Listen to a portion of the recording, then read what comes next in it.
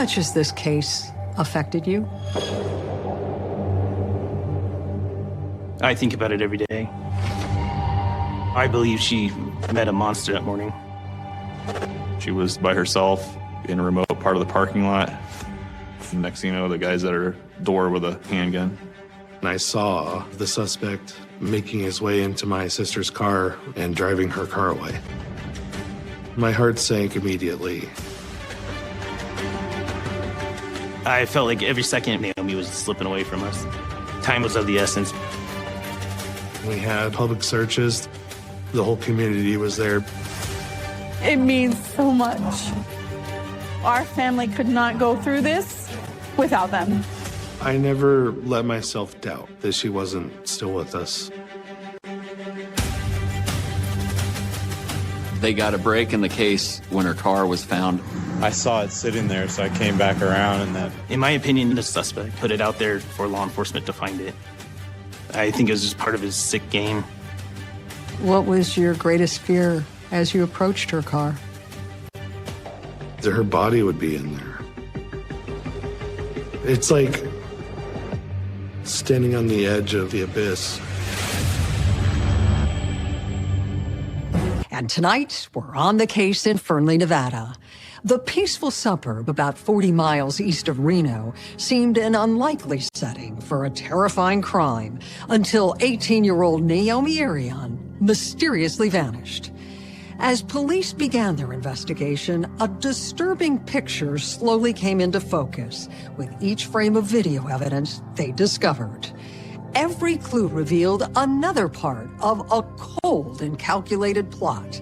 One detectives feared would end with Naomi dead and her family heartbroken. March 13th, 2022. It was early on a chilly Sunday morning, and Casey Valley was filled with a nervous tension. He couldn't locate his sister Naomi, who had failed to return home after work.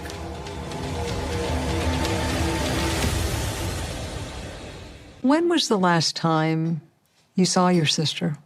It was a Friday night. I told her that the dome light was on in her car, to which she gave me a very characteristic teenager eye roll, and we both went to bed after that. Naomi had been living with her older brother for less than a year, while her parents were overseas on a diplomatic mission for the U.S. State Department. Naomi had her own car and a good job at the Panasonic plant in Sparks, Nevada. Was she supposed to work the next day? Yes. The diligent 18-year-old left for her shift before 5 every morning.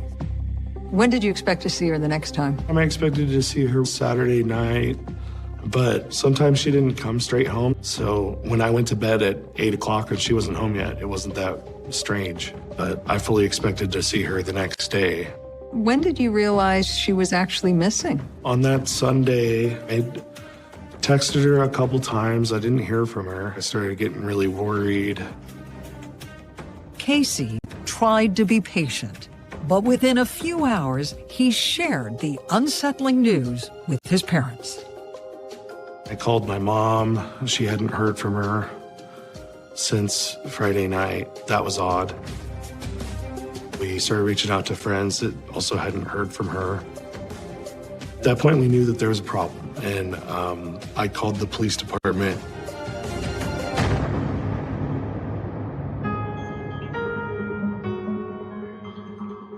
But the officer Casey spoke with wasn't ready to launch an official missing persons investigation. Did he say why? He said that there wasn't enough to go on. He said that she's an adult, she's allowed to not answer her phone. Were you angry? I was very upset, and he refused to take my report. Didn't send out a be on the lookout or anything.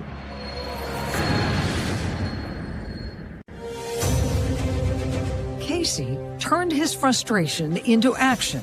He began retracing his sister's last known movements on his own, starting with a call to the Panasonic plant. Did she ever show up for work on Saturday? No, she did not. Had she ever missed a day of work before? No, never. We didn't know what was going on. This is not like her. As Casey's concern grew, he considered other possibilities. Could something have happened to Naomi on the way to the plant? He called hospitals and even the local jail. Then he raced to the Walmart parking lot, where his sister caught the shuttle bus to work every morning. What was your plan when you headed to Walmart? The plan was to find the security people and ask them to help us look for her car. Naomi's car wasn't in the lot, and the desperation in his voice convinced the reluctant security team to let him review surveillance video. They focused on the time frame between 4:40 and 5 a.m. when Naomi would have gotten there.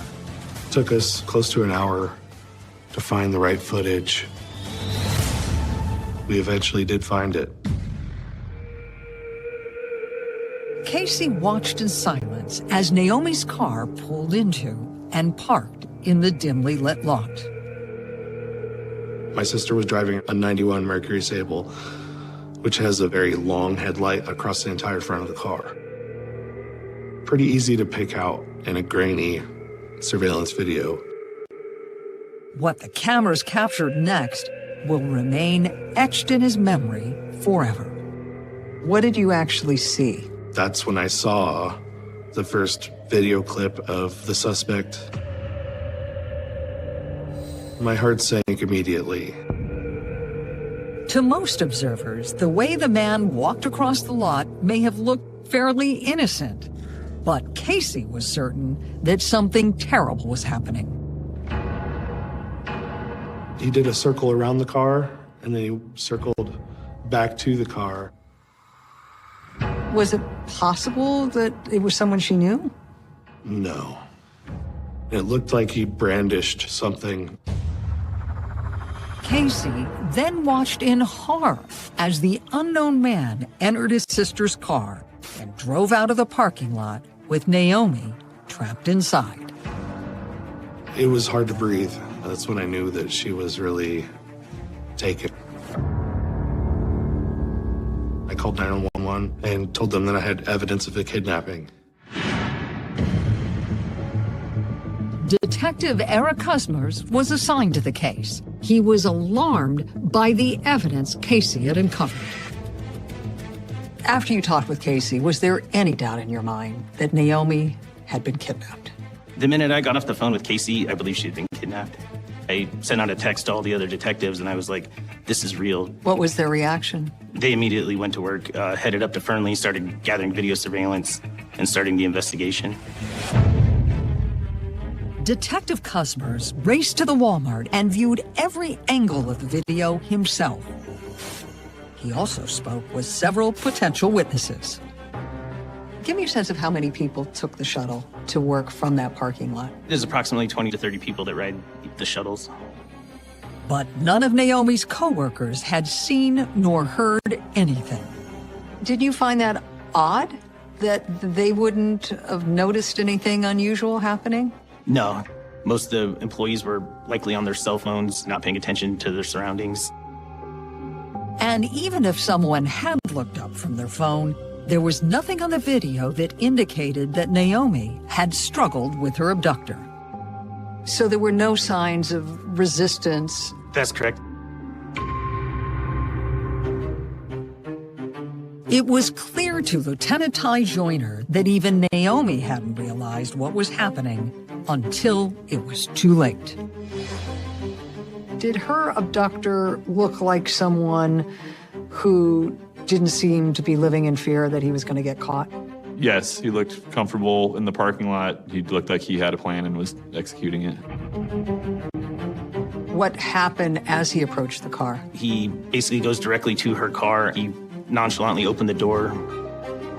We assume that she's likely in the dark looking at her cell phone, and next thing you know, the guy's at her door with a handgun.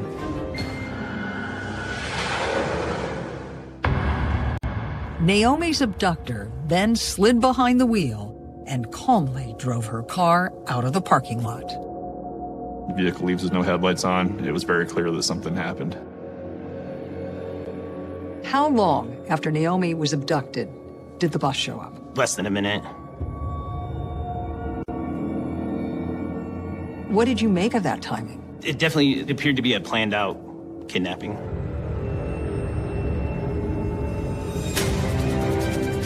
Everyone on the case was now certain that Naomi Irion was in imminent danger. And they were almost 48 hours behind her abductor. How acutely did you feel the race against time? Extremely. I felt like every second Naomi was slipping away from us. Time was of the essence.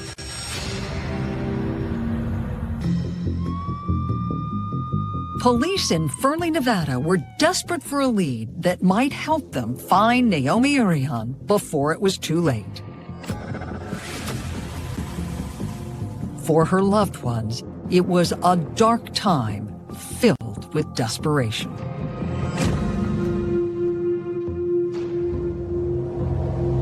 What did you do to search for her?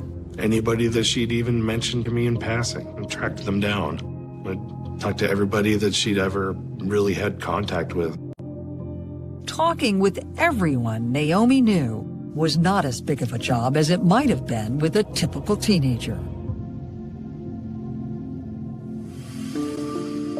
Naomi had a much smaller social circle after spending years abroad with her parents. They moved to Moscow while she was in middle school, and then they were in Germany for a couple years. And she finished out her high school in South Africa. What was it that had your family moving around so frequently? My stepdad working for the State Department as a diplomat.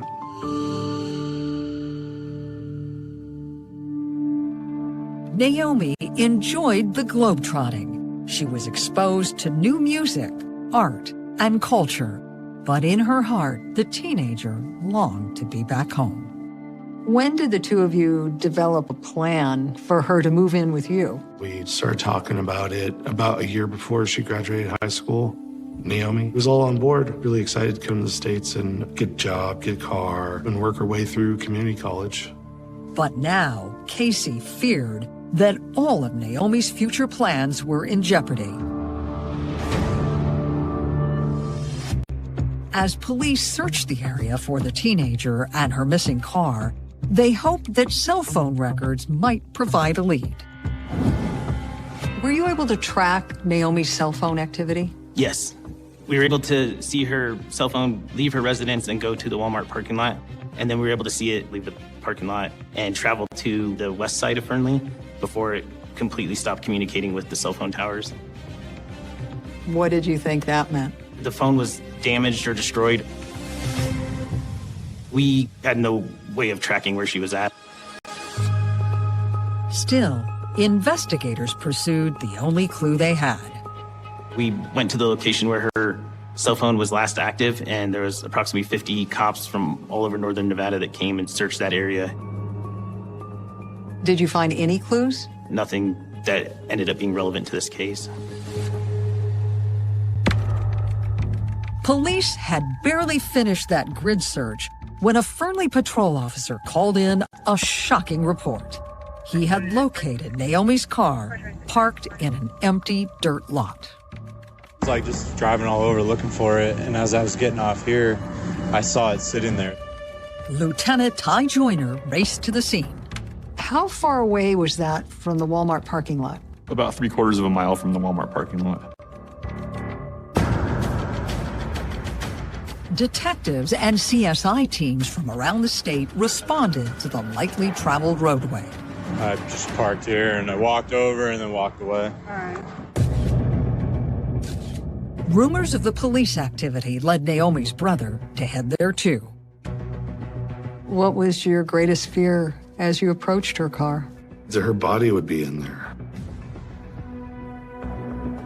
It's like standing on the edge of the abyss. There was no sign of Naomi in the front or back seat. Then came the moment of truth. They finally opened the trunk of the car, what did they tell you? That she's not there. For a few moments, Casey was incredibly relieved. But finding Naomi's car without a clue as to her whereabouts forced him to consider how the search for his sister might end. Was it hard to hold on to hope that she was still alive? I never let myself doubt that she wasn't still with us. Although detectives knew that Naomi's car being returned without her was a bad sign, they also believed it was still possible she was alive. Was there any evidence of a struggle inside the car? No, not that we found.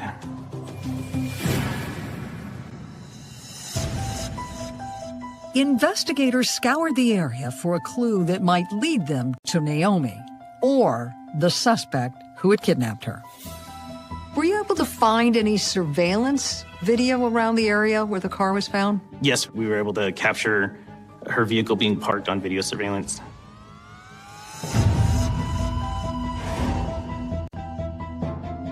Could you make out who had been driving the car? No. The video surveillance shows Naomi's vehicle being parked off a dirt road out of sight of video surveillance.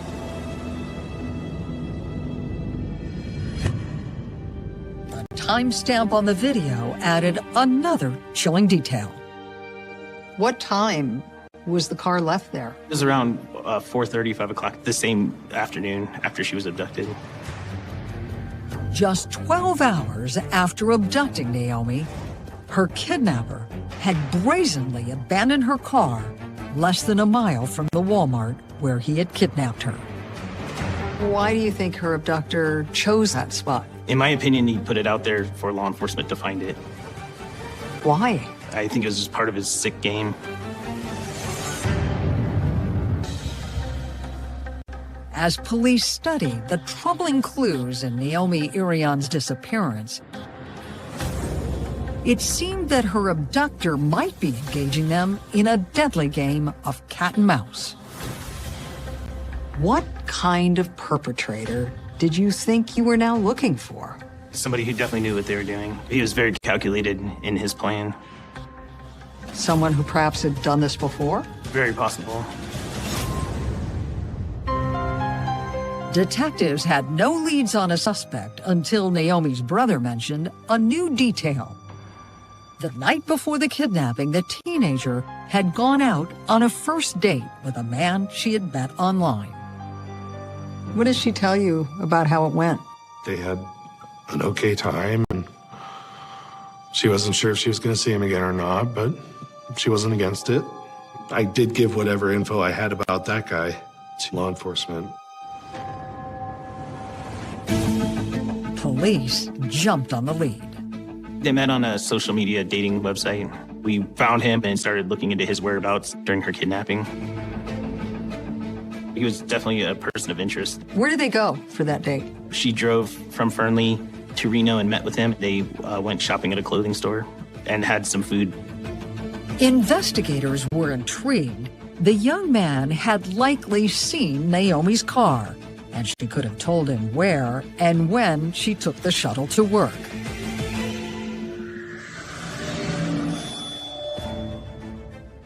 When they brought him in for questioning, they pressed him for information.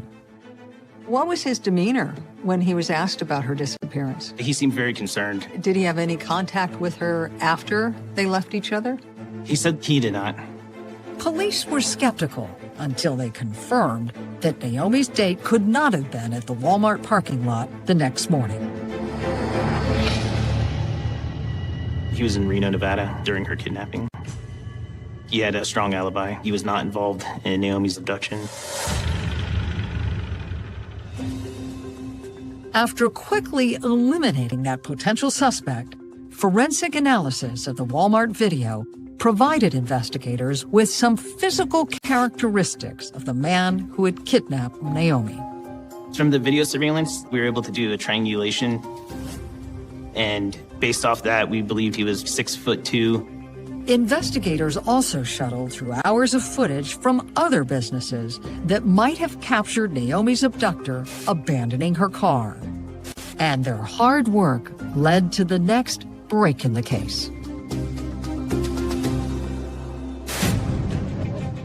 Upon reviewing video surveillance, we observed that there was a truck that parked nearby.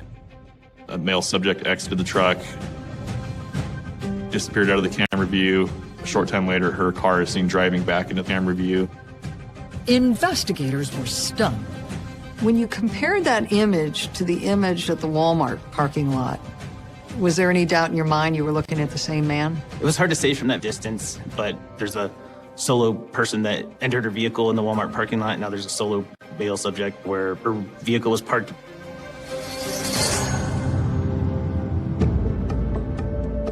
Although police still couldn't identify the driver, the clear images of the pickup truck he was driving were now the best lead they had. That piece of video was where we really got our starting point to start looking for something real. That subject was somehow involved in her disappearance. While forensic experts worked on enhancing the video, detectives tried to make sense of the suspect's puzzling actions. It appeared he had initially abandoned Naomi's car outside of camera range and then returned to move it. How far away were the two spots? Probably 100 yards. The inexplicable decision left police with another tormenting question. Why do you think he went back to her car? All law enforcement was speculating that he left evidence in the vehicle, forgot something, wanted to wipe it down for prints one more time. In my opinion, I think he made a mistake.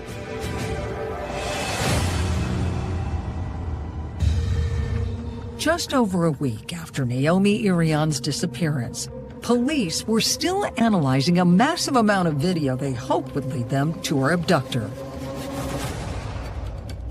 Meanwhile, the Fernley community was rallying around the teenager's family. Did you feel the support of the community? Absolutely. It was fantastic. When we had public searches, the whole community was there. When we had our vigil, there was thousands of people there.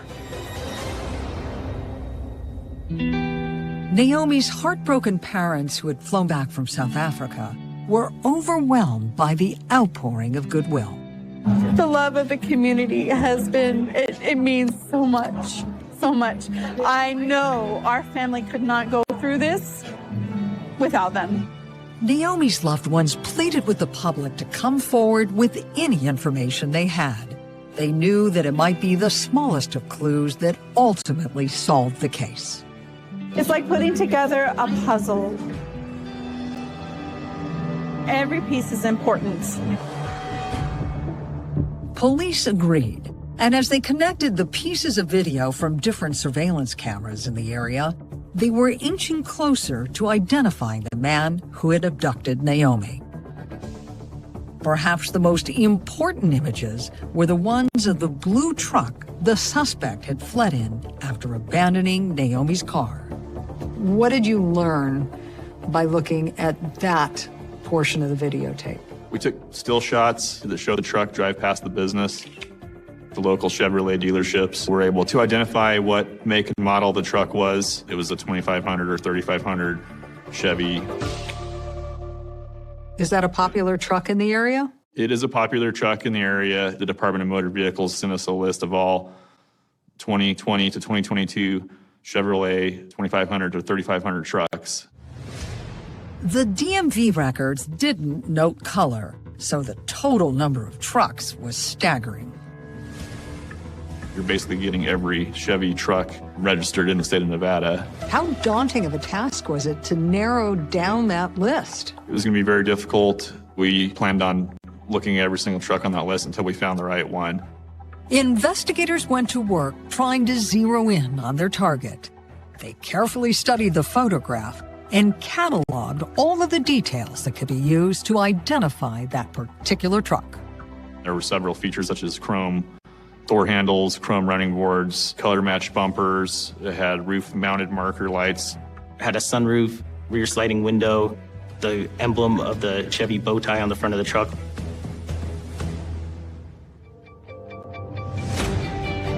Police were able to eliminate hundreds of trucks based on their color alone, using insurance information and license plate reader cameras.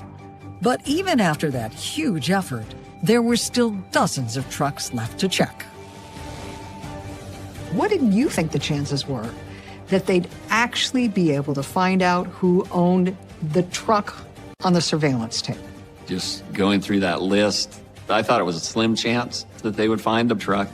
The work was time-consuming and required an officer to do an in-person review of each truck. Investigators were out driving and trying to find the vehicles. It just took a lot of groundwork. Slowly, a pattern began to emerge. Looking at these trucks for several days, which normally cost between $60,000 and $80,000, we noticed that the residents that these trucks were parked at were nicer homes, nicer neighborhoods. All of the addresses fit that description except for one.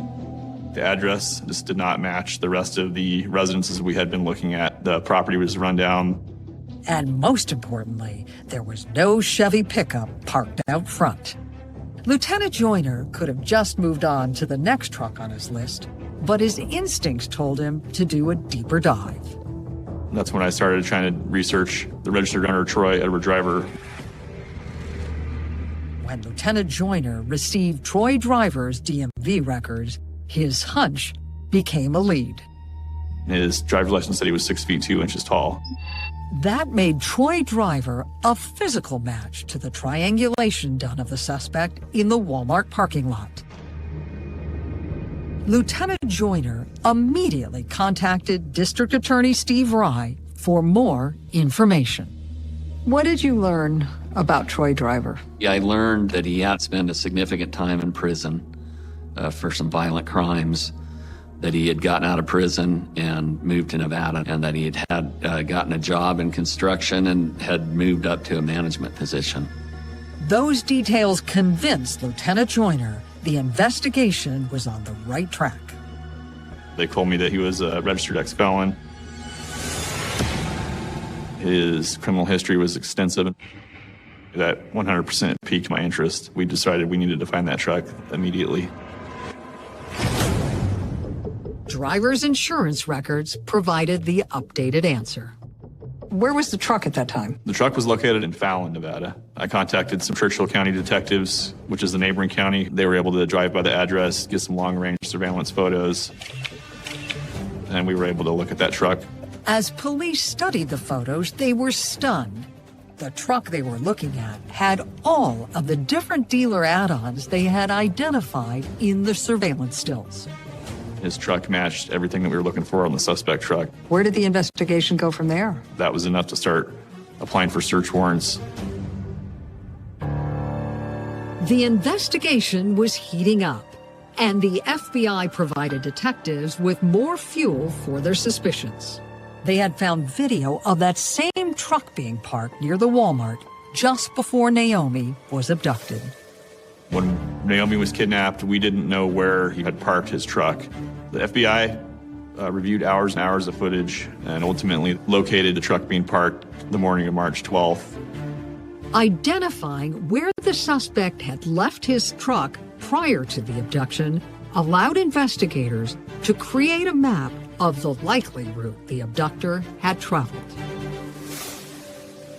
They searched for cameras between that area and the Walmart, as well as the dirt lot where he had abandoned Naomi's car. We now can try to narrow down the focus of video surveillance to try to see him going to the truck or to the car. The building blocks of the case against Troy Driver seemed to have fallen into place. Did you have enough to arrest him at that point? Not at that point. Our district attorney's office wanted just one more piece of evidence. What did you think that could be? We couldn't say for certain, so we pushed the panic button, trying everything with search warrants and video surveillance footage. But none of them realized that the clue that might bring Troy Driver to justice was hidden in plain sight.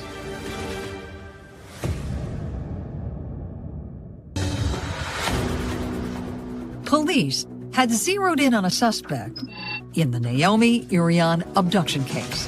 His name was Troy Driver. Investigators believed they had linked the 41-year-old's blue Chevy truck to the kidnapping through surveillance video. But police still didn't have enough to make an arrest. You never know if it's the owner driving the truck. The video is too far away.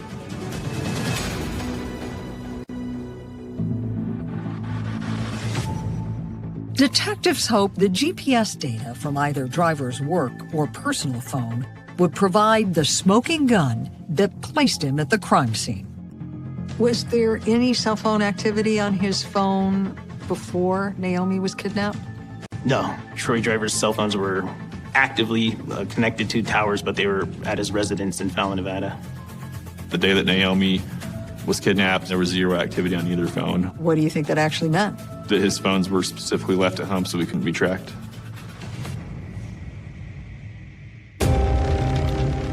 Investigators were frustrated. They could only hope that the elusive piece of evidence they needed had been captured on video somewhere near one of their two crime scenes, the Walmart where Naomi was abducted, or the dirt lot where her car was found. Did additional surveillance video ever surface? Yes. On the afternoon Naomi was kidnapped, Troy Driver returned to the area in her car and walked from her car directly to his truck. He made a huge mistake and he walked past a camera mounted on a pole at a bank. The bank's video showed Troy Driver with his hood down. It was super clear video surveillance, and you could clearly see the face. What was your reaction? It was definitely a gotcha moment. The video placed Troy Driver at the crime scene minutes after Naomi's car was abandoned. It was the final piece of the puzzle. Describe to me how his arrest unfolded. He was at work in Reno, Nevada. As he exited work for the day, law enforcement jumped out and took him into custody. Troy Driver? Yeah. Don't move. Police hoped that Driver would confess when he was confronted with the case police had compiled. So we have our suspect in custody. Once he was in custody, did he reveal anything about Naomi's abduction? No, he lawyered up. How frustrated was law enforcement when he decided to lawyer up without giving you any information about her abduction? Very frustrated. I was hoping he'd lead us to where we could find Naomi. Investigators went back to work, determined to find answers to all of the remaining questions, no matter how painful they might be. And conversations with Troy Driver's girlfriend moved them one step closer to their goal. You spoke with Driver's girlfriend after his arrest. What did she tell you that alarmed you? The driver had told her that he was going camping that weekend, and he left the night before Naomi was kidnapped. When he got home, he was not acting normal. She started piecing everything together. I think she came to the realization that he had done it.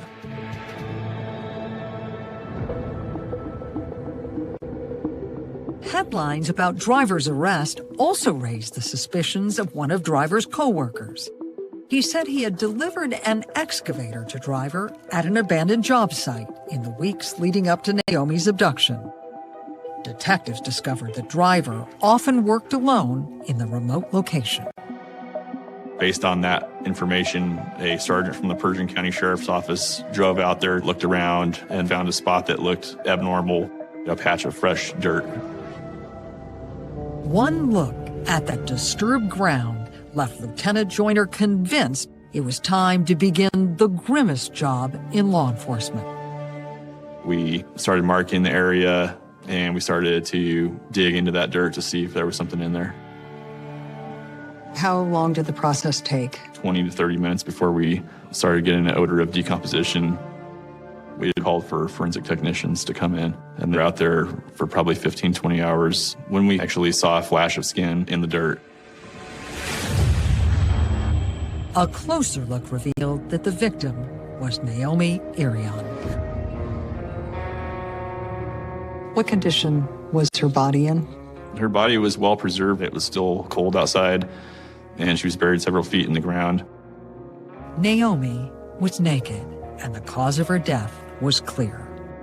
The medical examiner determined that Naomi had been shot twice, once in the back of the head, one more time through the chest.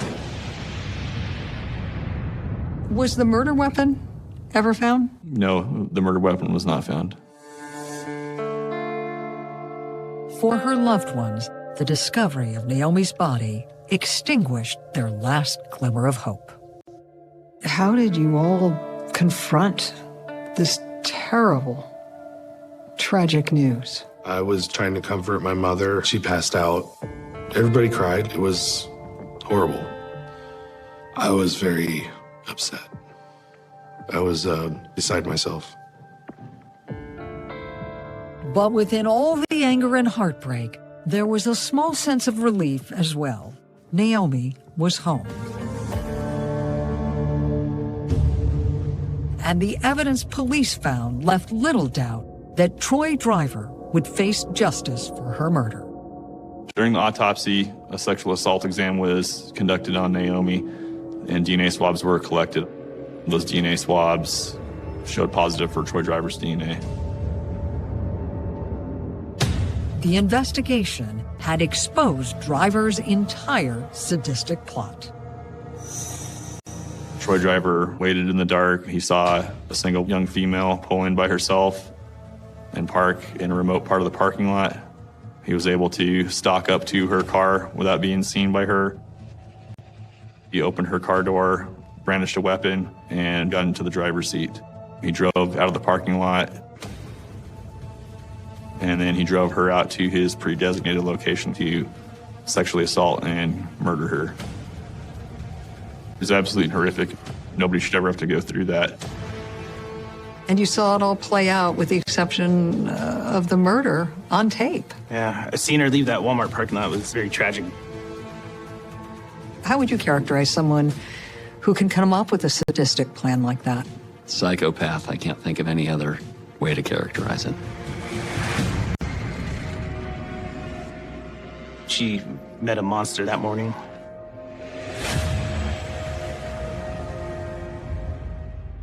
But before the mountain of evidence that documented his crime could be presented to a jury, Troy Driver committed suicide in his jail cell while awaiting trial. How disappointed were you when you found out that Driver had managed to kill himself? I was disappointed the family wouldn't get to see him get convicted in court. Do you have any doubt that Driver would have been convicted had he not committed suicide? I have no doubt at all. Naomi's family agrees, and they even found a shred of solace in Driver's final act of cowardice. He's never going to hurt anybody again, and that's good. It was hard to think of him as human. He was just an animal. Today, Naomi's loved ones remain committed to finding a way to move forward, while never forgetting what they have lost. How has this tragedy forever changed your family? I mean, there's always someone missing. There's definitely a big hole there. Her room is still intact. Sometimes I just sit in there and think about her.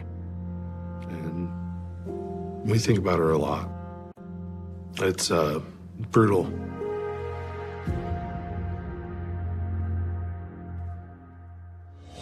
Naomi's family is grateful for the amazing work of law enforcement and the community, whose outpouring of love they feel to this day.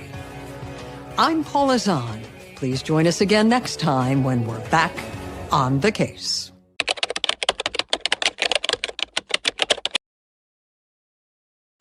I just witnessed the shooting. I heard a crash.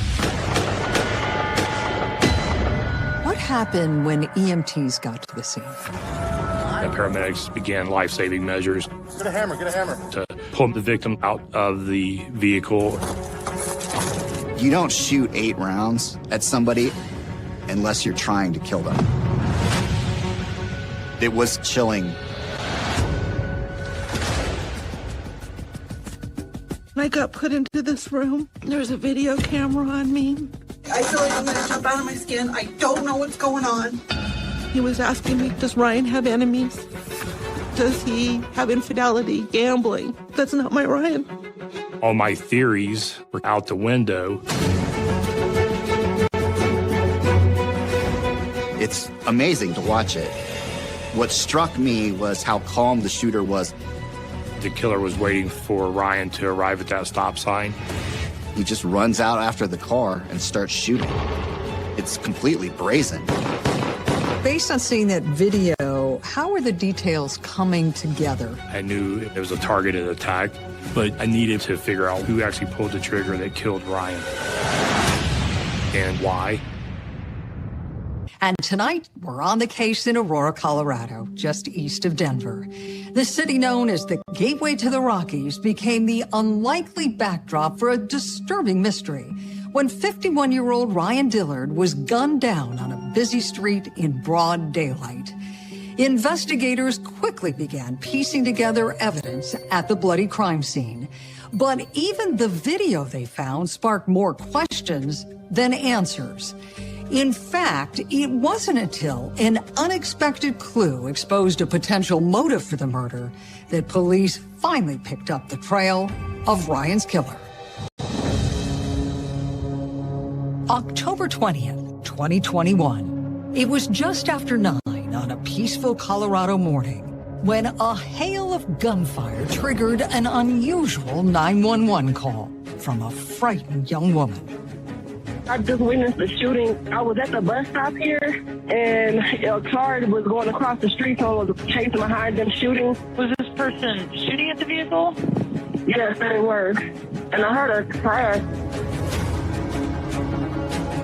The caller was so scared, she jumped onto the bus to escape. When officers arrived, they saw the carnage that had followed the hail of gunfire. He's trapped in the vehicle, doors locked. It appeared that the victim had lost control of his car after being shot. Broken glass here. Then it had rolled through the intersection until it collided with a trailer parked on the side of the road. So what exactly did you see? I didn't see nothing. I was inside the kitchen when I heard boom, boom, boom, and then bam. What happened when EMTs got to the scene? Both the officers and the paramedics began life-saving measures to pull the victim out of the vehicle. Get a hammer, get a hammer. Was he conscious as they pulled him out of his car? He was not. Are you doing CPR on the gun? They were doing CPR while they were taking him to the hospital.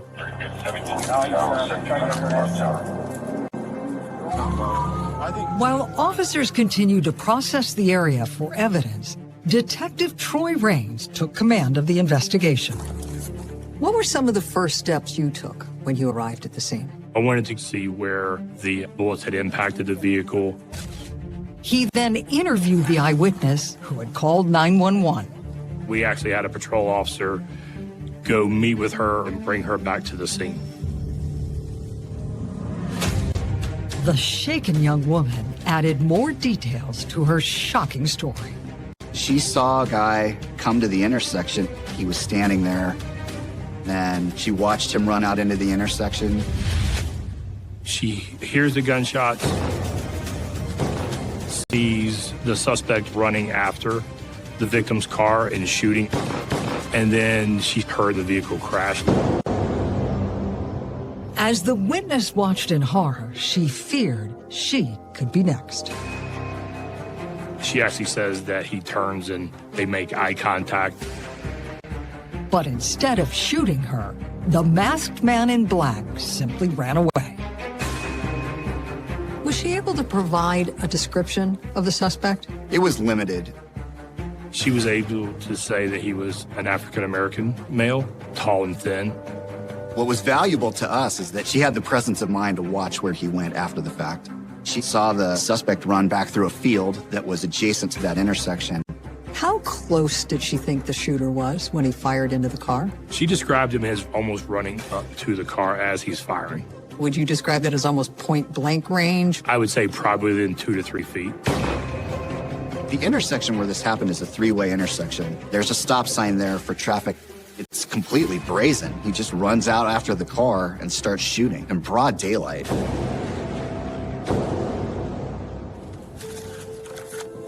A check of the victim's blood-stained wallet confirmed his identity. Looks like he is the RO of that vehicle. What's his info? Ryan Dillard.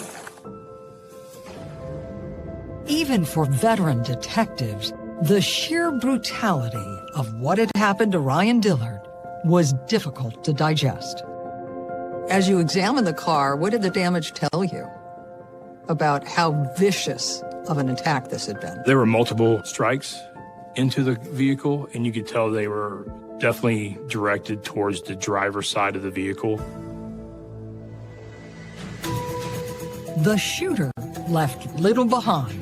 Almost everything police recovered had come from his 9mm handgun. I think he was shooting, and there's another one right there. Yeah. What evidence was gathered from the scene? There were several shell casings that the suspect left behind in the street in a pattern that you could see spread out as he was running. Well, I was just trying to see if there's a trail, like if they went this way. 1, 2, 3, 4. We had 7 or 8 shell casings recovered from the road, and then the bullets recovered from the vehicle. It's an excessive amount of rounds given the circumstances and the distance.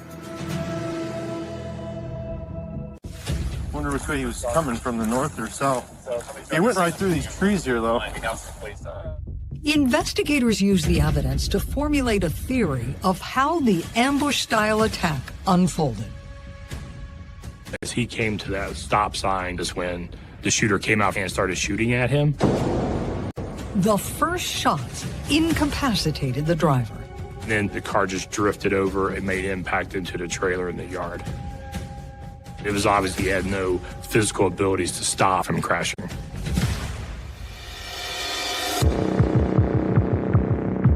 As investigators continued to scour the area looking for clues, they got their first big break in the case. What area do you need footage from? They discovered that a camera mounted on a nearby warehouse had captured most of the gut-wrenching crime. The warehouse that abuts that intersection had a motion-activated camera, and we got really lucky that a semi-trailer happened to be rolling through that parking lot when this shooting occurred, and it activated the camera.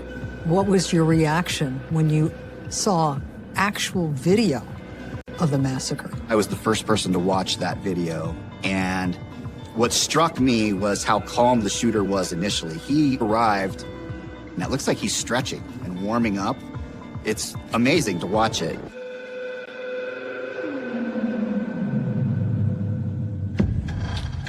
Detective Grog continued to gather critical clues as the video rolled. It appeared the shooter might have been waiting for Ryan. Several vehicles do pass, and he never approaches any of those cars. It's only when Ryan's vehicle rolls up that he runs out from behind the sign and starts shooting. That footage literally stopped the second the shots were fired and the car started to roll across the intersection, so we never had video of where the car ended up. The video had police convinced the attack was planned and executed by someone who wanted Ryan Dillard dead. It was obvious that Mr. Dillard was the target of this shooting. If the individual was just looking to randomly shoot, he had multiple opportunities before Mr. Dillard arrived at that stop sign.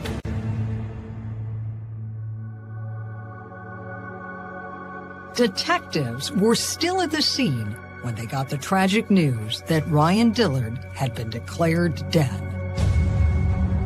The case was now officially a homicide investigation.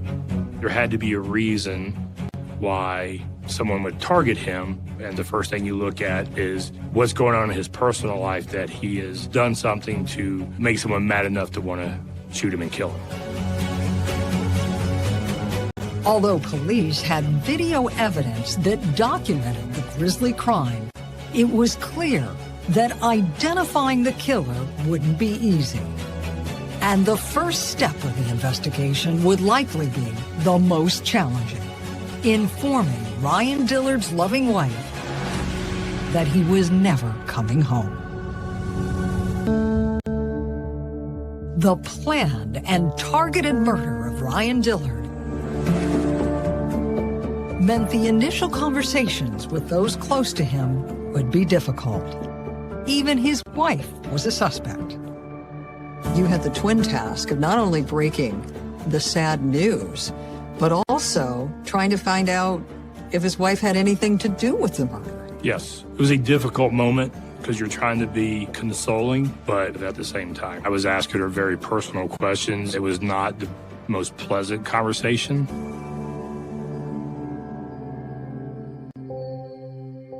For Ryan's wife, Melanie, it was an excruciating experience. She had barely begun to process that her husband of 18 years had been shot to death, taken from her forever in the blink of an eye. What happened when you got to the police department? I got put into this room. My mind's going in all these different directions. There's a video camera on me. Melanie, again, I'm very sorry that this happened today.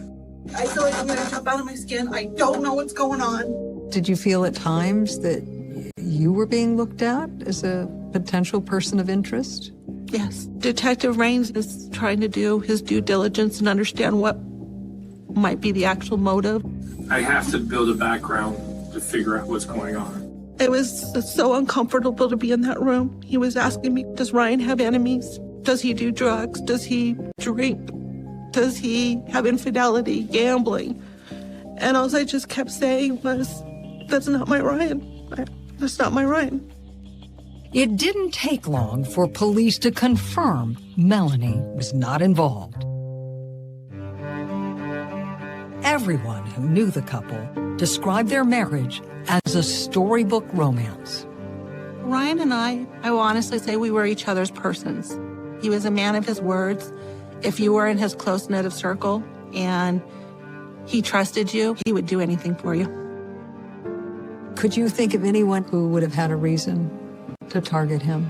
No, I couldn't think of anything. You know, there's no nefarious activities, nothing. Still, based on the crime scene evidence, it was clear that Ryan did have a deadly enemy, whether Melanie knew it or not. That led detectives to dig deeper.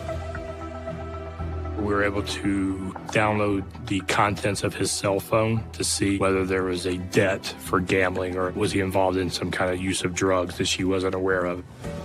And we found absolutely nothing.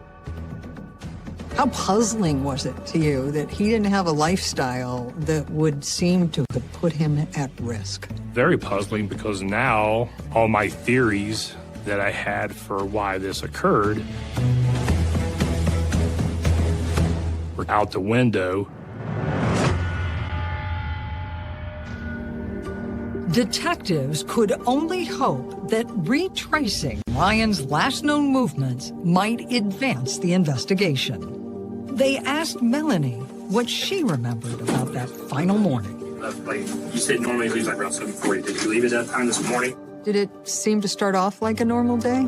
Oh, absolutely. I work from home. I was making coffee. And I remember he grabbed all of his stuff, gave me a hug. He said, I love you. And he said, think about what you want to do this weekend. When were you expecting to see him again? I was expecting him to be home around 6, maybe 6:30 that night. Then Melanie mentioned something that piqued investigators' interest. Ryan had just started a new job as a manager at a food distribution warehouse. I was just excited to learn the lay of the land. Everything was still so new and so fresh. But for investigators, it was the location of his office that caught their attention. The facility was just steps from the crime scene. We discovered that he'd only been at that location for a week. Officers were told that Ryan had arrived for work on time that morning, and several people had seen him walk out the front door shortly before he was killed. Why was he leaving the building at that time? Coworkers had said, it's your time to go get breakfast, and he was leaving to go do that. Police quickly verified their account. Did the distribution center have surveillance cameras? Yes. How many of them? Multiple. Outside the warehouse, inside the distribution center, and by the gates. Ryan didn't appear nervous or in a hurry. It was obvious he had no idea he was driving into a deadly trap.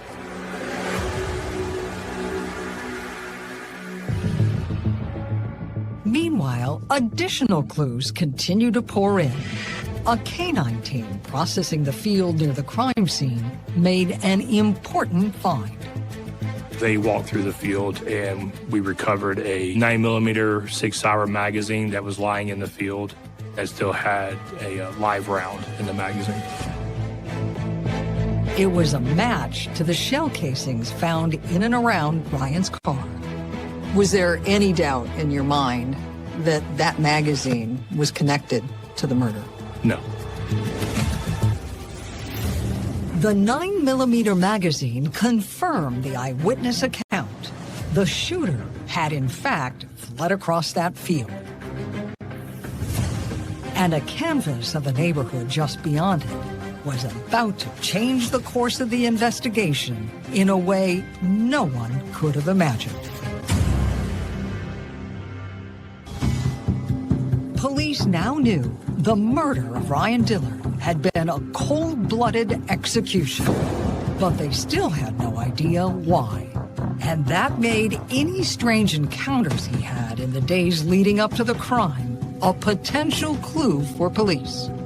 Could you think of anything that happened in the days and weeks before the murder that now seemed unusual to you?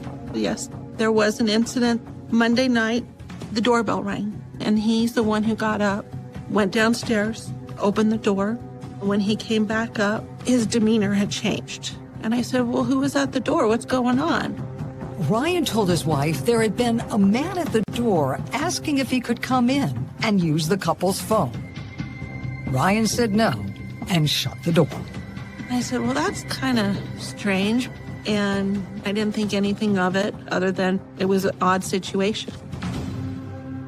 Did he say if he saw any vehicles with this guy or anything?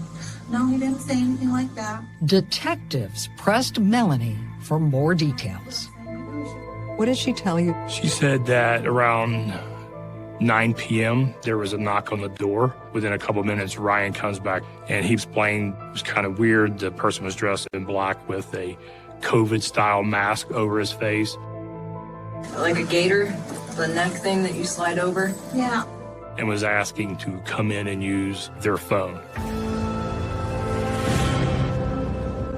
The description of the man's clothing and mask struck a chord with detectives. It was eerily similar to what the shooter had been wearing at the crime scene. Did you think it was possible it was connected to Ryan's murder? I did. The person who killed Ryan was at their house 2 days prior. Still, police kept their suspicions close to the vest. Did any security tape back up Melanie's story? No, there were no cameras anywhere in her neighborhood. Investigators hoped for better luck finding evidence along the route the shooter had fled after killing Ryan. Police canvassed the area in and around the crime scene. Was there anything else you learned? Yes, they found a residence that had video cameras. And watching those, we were able to see the shooter coming back and get into a gray Jeep Cherokee. Was the video clear enough to make out the suspect's face? No. But as police continued to review the surveillance video, the homeowner himself remembered something critical. The homeowner mentioned that they saw that same vehicle prior to the shooting. And the homeowner told police he was confident his camera had captured it as well. The officers went back in time to before the shooting, saw when that vehicle first arrived. The video depicted the killer's Jeep Cherokee pull up and park behind a silver car. They was able to see two vehicles, the gray Jeep Cherokee that was being driven by the shooter and the silver sedan at about 8:15 that morning. Could you make out what was going on between the driver of the Jeep and the driver of the silver sedan? The only thing you could see was the shooter gets into the passenger seat of the silver sedan. They're in there for about 7 minutes, and then the shooter gets out, gets back in the Jeep Cherokee. Could you make out anything about either of the men's appearances? You could never see the driver of the silver sedan. The driver of the Jeep Cherokee was clearly wearing all dark clothing, a COVID-type mask, also appeared to have white gloves on.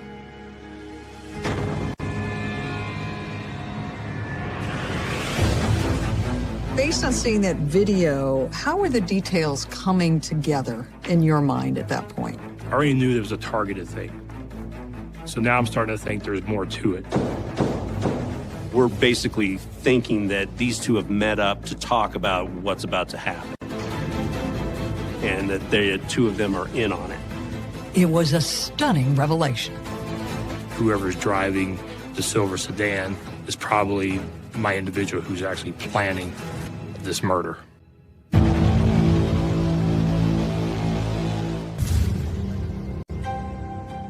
Police investigating the murder of Ryan Dillard now had evidence that indicated the brazen shooting was actually part of an organized plot. Had you ever worked on a case where the surveillance showed you what had happened? It's the first time I've ever seen a meetup beforehand to commit the murder. But despite the shocking video, detectives still had no idea who was behind the attack or why. Detective Raines was confident he had explored every potential motive except for one. Where did you then turn your attention? I had to turn to the workplace. My concern was now there was something going on there that caused this murder to happen. His hunch was mostly based on geography. The shooter's meeting with the silver sedan had taken place within a mile or two of Ryan's new job. Now, Detective Raines hoped to find out more. I wanted to get surveillance footage of the employee parking lot to see if I could find these same two vehicles at the distribution center itself. What did you find? I was unable to find them at all in the employee parking lot. Still, Detective Raines remained convinced that Ryan's job was somehow connected to his murder. And an anonymous tip about some shady activity at the distribution center gave him the break he was waiting for. What was the rumor that was making the rounds at the distribution center? That an employee working for Capstone Logistics was running a payroll scam. He was using that payroll scam to steal money from the company. Police were intrigued. Maybe somehow this whole thing was related to this ongoing payroll scam. As they dug more and more into that payroll scam, they realized that the money that was being stolen was significant. What was your reaction when you heard that? I thought I then had my motive as to why this homicide occurred.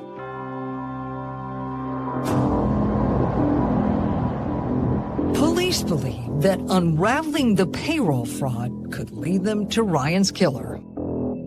How did the scam actually work? Through a ghost employee system, they would use people's social security numbers, put hours in, basically claiming that this employee worked there. But in reality, none of these ghost employees actually worked for the company. Essentially, they would keep fired employees on the books. We've got people that don't work there anymore, billing for hours that they're not there. Then, the fake time cards were entered for payment. There was no oversight from the main headquarters for the payroll. And getting access to the money was simple, thanks to the company's use of preloaded debit cards instead of checks. The cards were being used by the suspects in the payroll scam to cash out money. What kind of money are we talking about here? The estimate was close to $250,000 in about 6 months.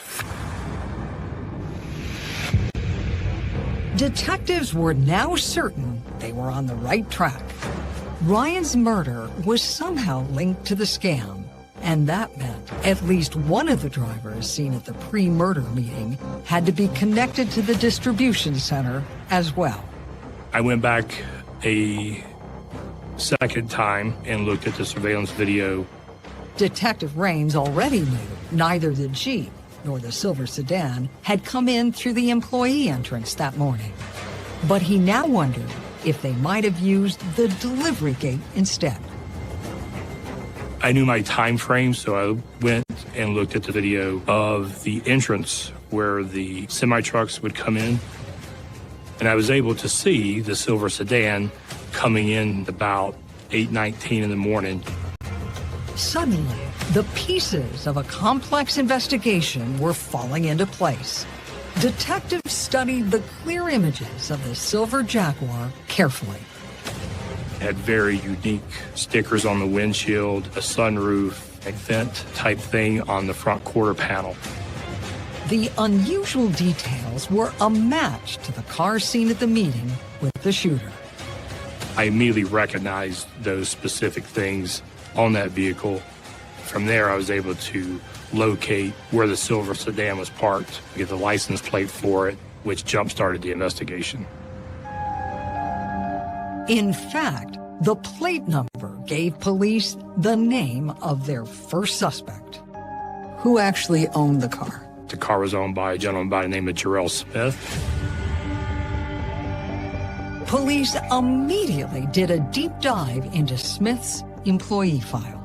What did you find out about Jarrell Smith? Jarrell's position within the company is mid-management. He had enough authority to be involved in hiring and firing decisions.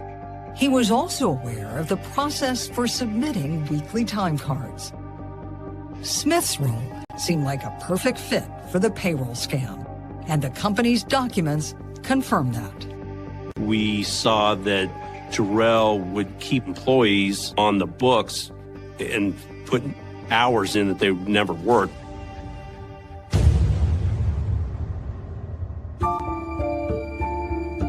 Police now had evidence that connected Smith to the shooter and the ongoing payroll scheme. But there was still nothing that linked him to Ryan Dillard. Ryan had just started at the warehouse. He really was only at the warehouse for a week's time. Was there ever any indication that Ryan actually knew about the payroll scam? But at the time of his murder, there was nothing in his training where he would have even noticed that or known about it.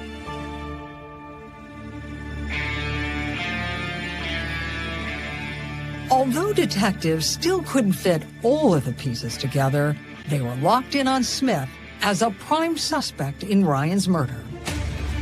How did you go about investigating Smith? I used a couple techniques. I wrote for and received a search warrant to put a tracking device on Mr. Smith's Jaguar. Detective Raines also got a search warrant for Jarrell Smith's cell phone. I can get pings on his phone to show where he's going, who he's talking to, and that also was able to give me historical data. And police hoped that somewhere in those records was the clue that would expose everyone involved in the deadly plot. My goal is finding out who actually pulled the trigger that killed Ryan. The investigation into the murder of Ryan Dillard was starting to heat up. And once again, surveillance video would move the investigation forward. This time, it was shots of the prime suspect, Jarrell Smith, at work in the moments leading up to the attack. When you review the footage from inside the distribution center, was there something now that seemed to be a critical detail? Yes, the morning of the murder. I noticed Mr. Smith pacing outside of the office on his cell phone at about the same time that Ryan was leaving to go get breakfast. What do you suspect was going on at that point? He's using this phone call to alert the shooter that Ryan's leaving. Detective Raines found evidence that strengthened that theory in Smith's cell phone records. That phone call ended about 40 seconds before the shooting took place. And cell tower data pinpointed where the man Smith had spoken with was located. It actually showed the number that Mr. Smith was calling was at the scene of the homicide. And just as important was the cell phone number of the man that Smith had called. Police were now certain it belonged to the shooter. Who did that cell phone number belong to? A gentleman named Michael Poydras. What did you end up discovering about Michael Poydras? I was able to locate a driver's license for him and a particular address. That address was of his girlfriend, and I found out that she owned a silver Jeep Cherokee. The SUV was a match to the one the shooter had fled in. So I thought now I possibly had not only the name of my shooter, but also the vehicle that he was driving at the time of the murder. Investigators were stunned. The once baffling plan was now coming into clear view with incredible speed. At that point, did you have enough to arrest Poydras? We had enough to bring him in for questioning, and when my fugitive unit actually observed him driving the Jeep Cherokee, we made the decision for them to stop him and take him into custody. Police were fortunate that Michael Poydras' girlfriend was with him when they pulled him over. They were both brought in and put in different interview rooms. What happened once Poydras and his girlfriend were brought in for questioning? His girlfriend provided some information that certainly corroborated what we were already thinking. She said he had the car on the morning of the murder.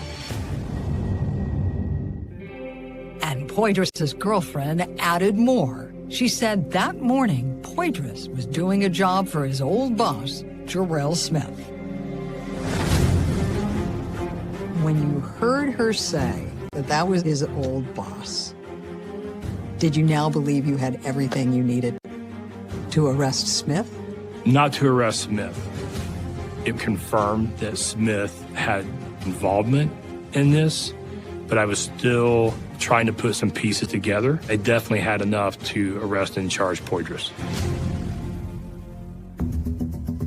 Investigators turned their attention to Poydras. They hoped he would confess and give them the remaining details they needed to expose the full plot. Poydras denied being involved in the murder, but when we started confronting him with facts that were already known to us, he said, I think I need an attorney.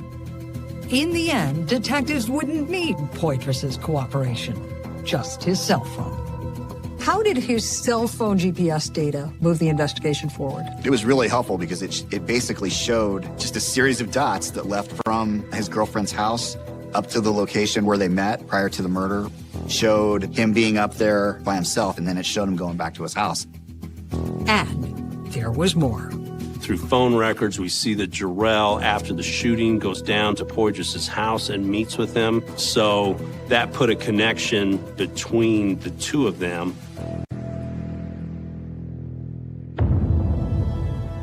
Police were now ready to arrest Jarrell Smith. But when detectives tracked his car, they discovered that their suspect had left town and was hiding out in his second home in Houston. Officers knocked on his front door with a warrant, but Smith refused to go quietly. Smith fled on foot. You can clearly see Smith jumping fences in the backyard, trying to get away from law enforcement. The agency down there, they were prepared for that, and he was taken into custody pretty quickly.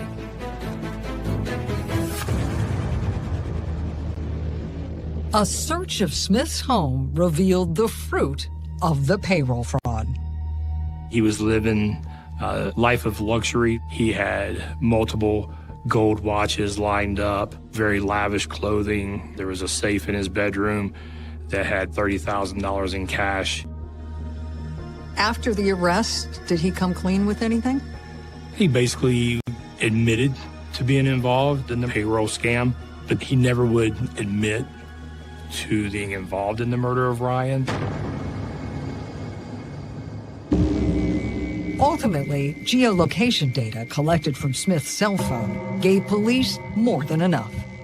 In fact, it showed that the murder plot went deeper than what they knew at that point.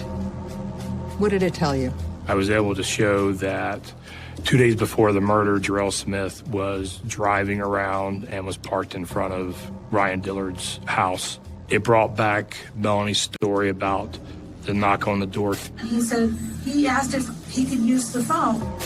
As police pieced together all the GPS data they had, they realized that Smith wasn't alone. He had brought Michael Poydras with him. The masked man who had asked to use the phone that night was Ryan's killer. He was the person who came to the door and knocked on it. I think if Ryan would have let Poydras into the house, that the murder would have happened that night, and Melanie would have probably been killed as well. The fact that Ryan did not let Poydras inside made them change the plan for the murder. It was the final piece of the puzzle. Jarrell Smith's entire murderous plot and the motive behind it were now out in the open. We went from having absolutely no clue as to why Ryan was killed to unraveling a massive scheme.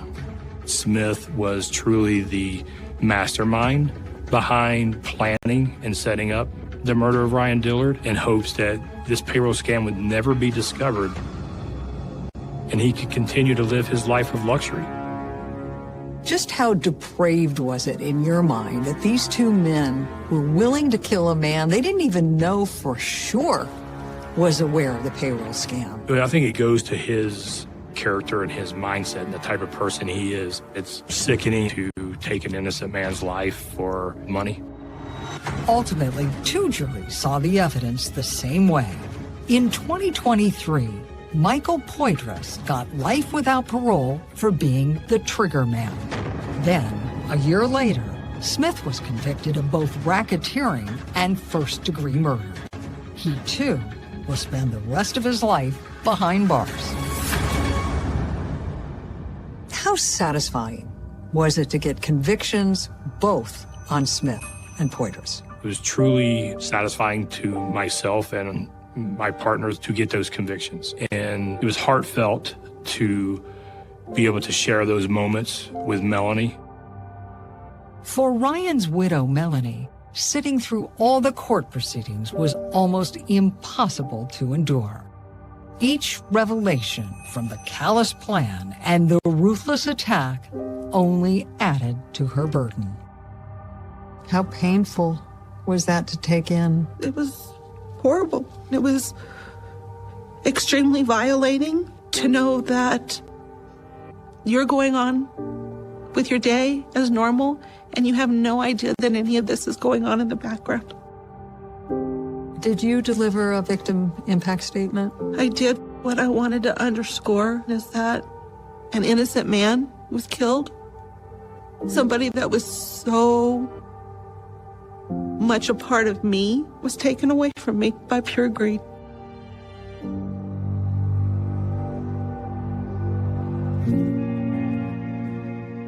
When you look back at everything you've been through, where have you found the strength?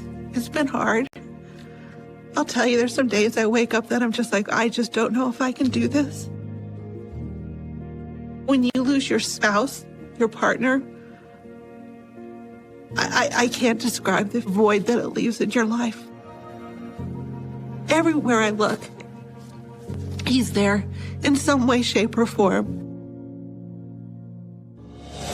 Despite the trauma Melanie suffered, there is one thing she's grateful for: the incredible law enforcement team that worked so hard to bring Ryan's killers to justice.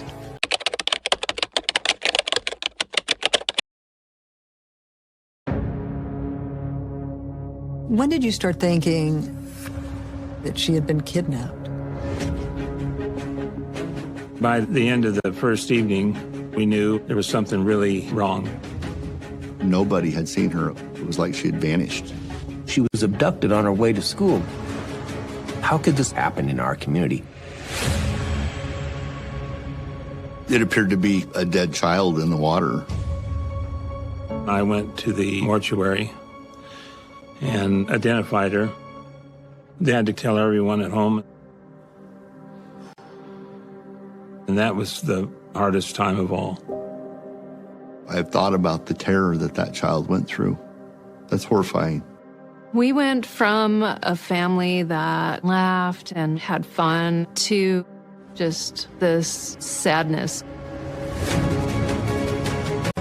There was a little girl that said that she'd seen Daryl Lynn in a vehicle traveling with a male adult.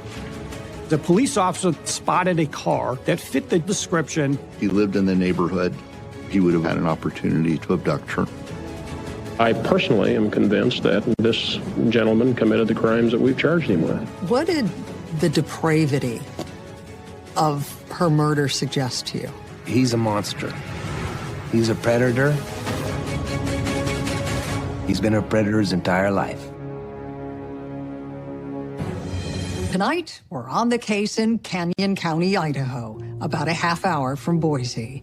It's a rural area many believe to be immune to big city crime. But tragically, that theory was proved untrue when a young girl vanished during her 6-block walk to elementary school. News of Darylyn Johnson's disappearance struck fear in the hearts of every family. Each had to wonder if one of their loved ones could be next. February 24th, 1982. It was close to 4 o'clock on a chilly Wednesday afternoon, and Deanna Johnson was waiting for her daughters to get home from school. She was puzzled when Darcy walked through the front door without her older sister. Even 40 years later, it's a painful memory.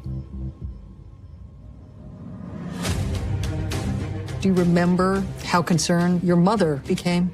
Yes. My mom said, "Where's your sister?"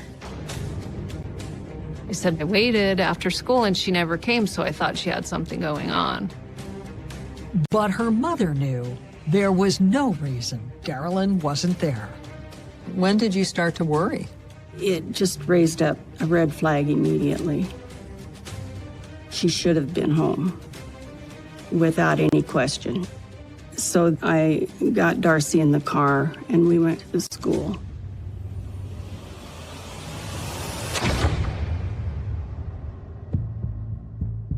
Deanna hoped that someone at the school had a logical explanation, but their answers only made the situation worse. Darylyn never made it to school that day. I spoke to her teacher, and she said she wasn't here, and I marked her absent. And I said, well, she left for school this morning. It was suddenly clear something happened to the 9-year-old on the way to school. I called the police, and the police was there right away. For the Nampa police, it was a call to action. Young girls simply didn't disappear in their small town. The police were very, very concerned. They were fearing that something was not right. There was a feeling of being overwhelmed. There was a lot of canvassing in that neighborhood. There was a lot of door-to-door contact, just trying to find her and see if anybody had seen her. But no one police spoke with crossed paths with Darylyn that morning. It was like she had vanished.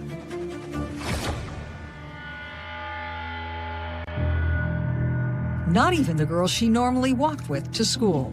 It turned out that Darylyn was in a rush and had headed out by herself. Why did Darylyn leave early for school? She had a letter for a friend of hers. She was just anxious to get there and give her this letter. Anxious enough to leave her 7-year-old sister, Darcy, behind. I wasn't quite ready yet, and she was super excited to get to school. So Darylyn left alone. Back then, was it routine for young children to walk to school on their own without their parents? Yes, the school was built right in the middle of several neighborhoods, and everybody would walk to school. People would not lock their doors at night. The school was less than 6 blocks away from the Johnsons' home. There were just slews of children walking to school. I never thought that there'd ever be anything that wouldn't be right. In fact, no one at the school ever considered that possibility either. Why didn't the school call her parents when she didn't show up at school? That wasn't their policy at the time. This case actually changed the way that the school district conducted business. The community was in a panic by the time Darylyn's father, Dennis, got home from work. My wife called me and said that Darylyn had not come home from school. And it was just opposite to what she would normally do. She was always very dependable. By nightfall, the search for the 4th grader was an all-hands-on-deck operation.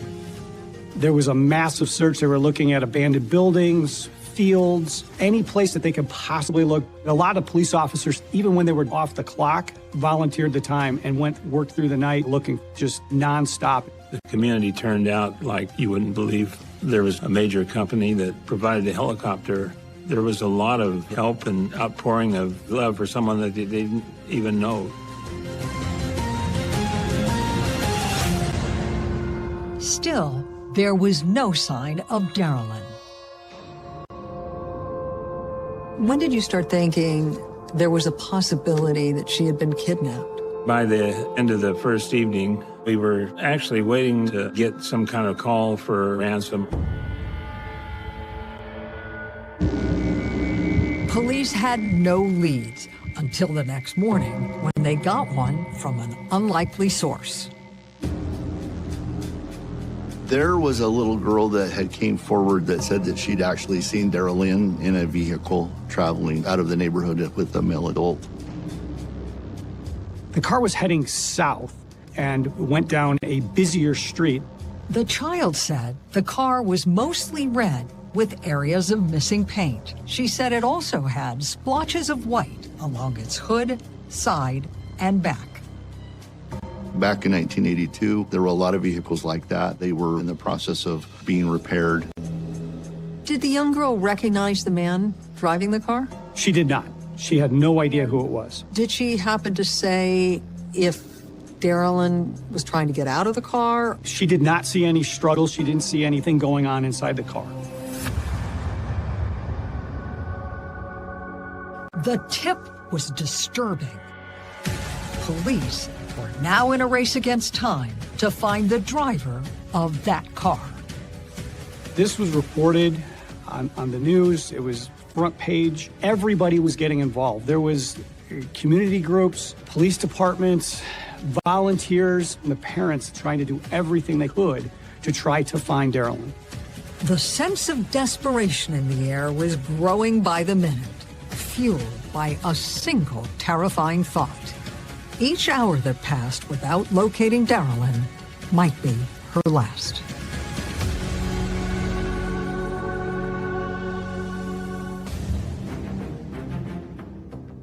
Darylyn Johnson's disappearance had sent shockwaves through the small city of Nampa, Idaho. And the frantic search to find her ended in tragedy 3 days after the 9-year-old went missing. How did the search for Darylyn finally end? Well, it was 3 days later, and some fishermen were down at the Snake River, and one of the boys wanted to cross that spring, and he happened to see her body in the water. He came across a little girl, and he panicked, had to go find someone to get help. The boy's father confirmed his grisly discovery and called police. What did they describe seeing? A dead child in the water. She had a t-shirt on and a pair of pants in her shoes. Law enforcement responded and then worked the crime scene. When police arrived, they quickly confirmed the body was Darylyn Johnson. She was in the water. Her body had been covered up with some brush. Was it obvious how she was killed? It wasn't obvious, but there was some speculation that she had probably been sexually assaulted based upon some blood that was on her pants and her underwear. Even for veteran investigators, the details of the 9-year-old's murder were difficult to absorb. What did the depravity of her murder suggest to you? I've thought about the terror that that child went through, the fear that she must have felt. I don't understand the mentality of a person that can inflict that kind of pain on any child.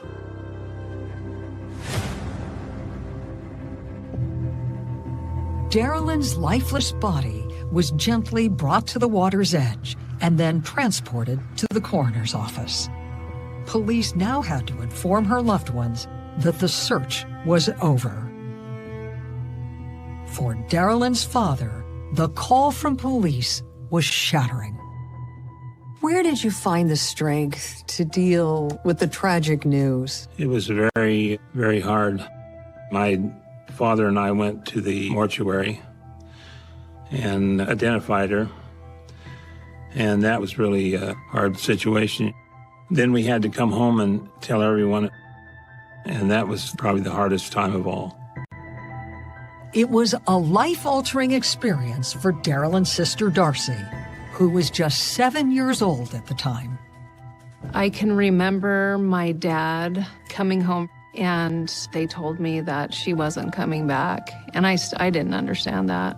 I just didn't understand any of it.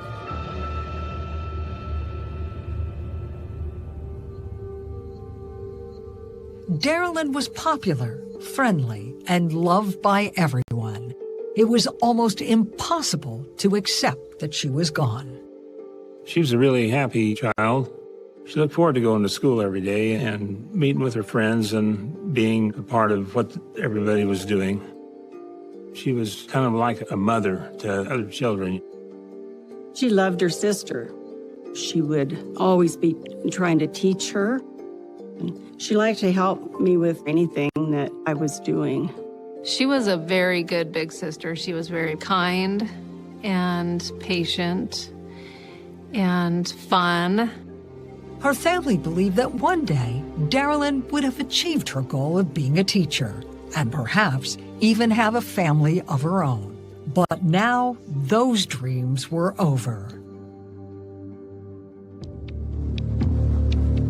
The pain her loved ones suffered was a motivator for investigators, and they hoped the young girl's autopsy might provide them with a clue that would lead to her killer. Could they determine how she was killed? Darylyn had sustained some blunt force trauma to the upper left portion of her head, and she had been sexually assaulted, but it was determined that she died from drowning. Could you get any sense how long after the abduction that Darylyn was killed? The pathologist believed that it happened sometime on the day that she went missing because she had digested food. Walk me through the evidence that was collected. They took photographs, and then there were some hairs that were collected during the autopsy. There was a hair from her sock, and there was also 4 hairs collected from her underwear. There really wasn't a whole lot of evidence. And police found little more in the area where Darylyn's body was discovered. The other physical evidence was a shoe print that was found at the scene. There was some waffle-style shoe prints that were at the location that they had documented. The lack of evidence was troubling for investigators. The only thing that seemed clear was that the killer was a local, someone who knew the routes kids walked to school, and someone who was familiar with the remote area along the river. And that revelation only added to the pressure police were under. How did the community react to Darylyn's murder? They wanted to find out what happened and to make sure that the streets are safe again. She was abducted on her way to school. What about my children?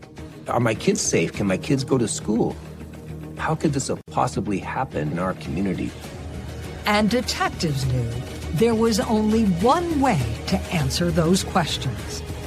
They had to find Darylyn's killer, and fast. The Canyon County Sheriff's Office had spent months searching for a solid lead in the Darylyn Johnson murder, when they finally caught a break. How did police identify their first suspect? There was a police officer that spotted a car that fit the description that was given by the little girl. It had some Bondo for repairs. It was in pretty poor shape. And the location of the car raised more suspicions. It was parked just steps from Darylyn's home. Investigators ran the plates and discovered the car was owned by 34-year-old Charles Fain. He lived on the route that Darylyn would have been going to school. He is a potential suspect. With little else to go on, the Vietnam veteran was brought in for questioning. What happened once he was brought in for an interview?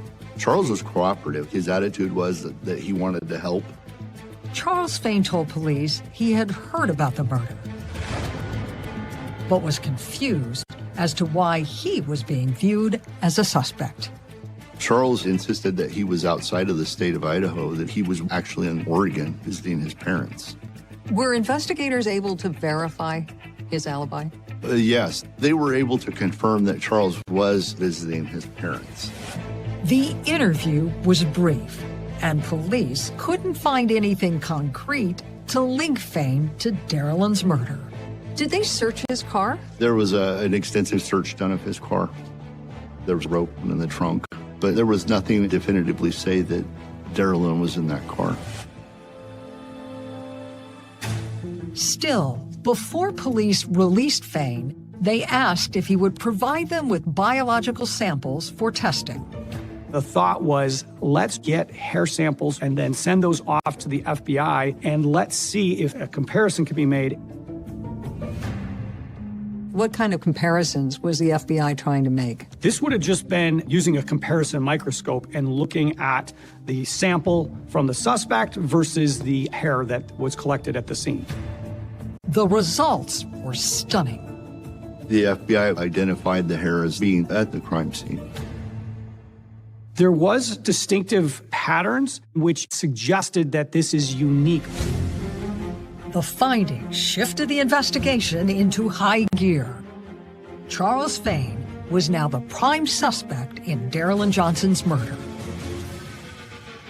Detectives quickly obtained a search warrant for his home and property, and what they found only deepened their suspicions. There was a shoe print that was found at the scene. An FBI examiner compared the shoe print to a pair of work shoes. Experts determined the waffle sole and size to be a match. Investigators also took a closer look at Fain's alibi and discovered it had critical holes. Was it possible for him to have been in Oregon, drive 6 hours to Idaho, commit the murder, and get back to Oregon?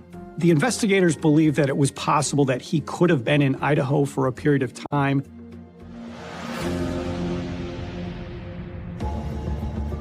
Police were confident that the hair evidence, the shattered alibi, and Fain's proximity to the crime scene were enough to make an arrest.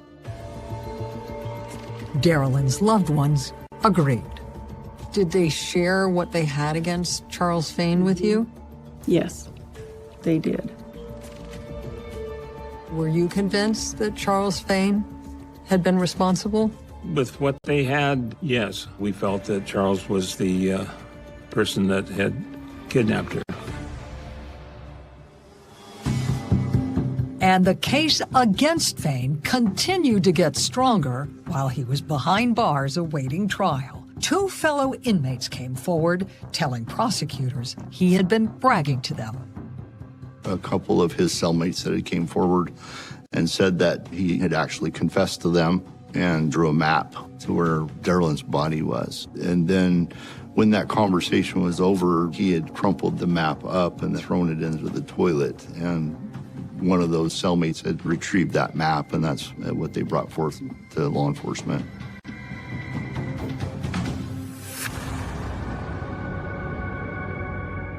Investigators believed only Darylyn's killer could have drawn that map. The map was fairly accurate. That was certainly information that not everybody would have known. If found guilty, Fain would get the death penalty. They believed that they had the right person. There was nothing to sway them that would cause them to think differently. But the long journey to justice was just beginning, and the twists and turns ahead were about to shock everyone on the case. The trial of Charles Fain commanded the attention of the entire community. He stood accused of brutally murdering a beloved 9-year-old girl. I personally am convinced that this gentleman committed the crimes that we've charged him with. Prosecutors claimed Fain had placed himself at the crime scene. Charles Fain had drawn out where this crime had occurred. And the FBI hair analysis sealed the case. During the trial, the prosecutor actually did say that these hairs match. In the end, the jury believed their account. Charles Fain was found guilty and sentenced to death. For Darylyn's family, it seemed that justice was done.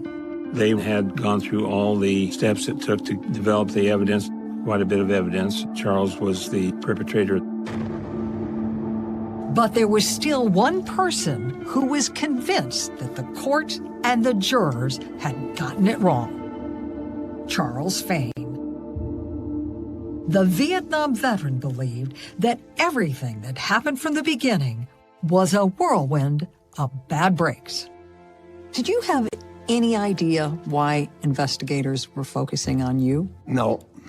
The only reason they wanted to talk to me is because I had a car that was been primered, and I did some body work on it. Charles had always maintained neither he nor his car were in Idaho the morning Darylyn went missing. But police dismissed that alibi with the crime scene evidence. They said it was my hair. I was speechless. I didn't have a clue what was going on. It was just unbelievable. Following his arrest, Charles had compounded his problems by trusting his cellmates. Why did you draw a diagram of the crime scene? I have no idea. It was a dumb thing to do, but I was talking to the wrong person. Charles told anyone who would listen that the map was based on what he had read in the newspaper, not insider's knowledge, and his cellmates had conned him into drawing it.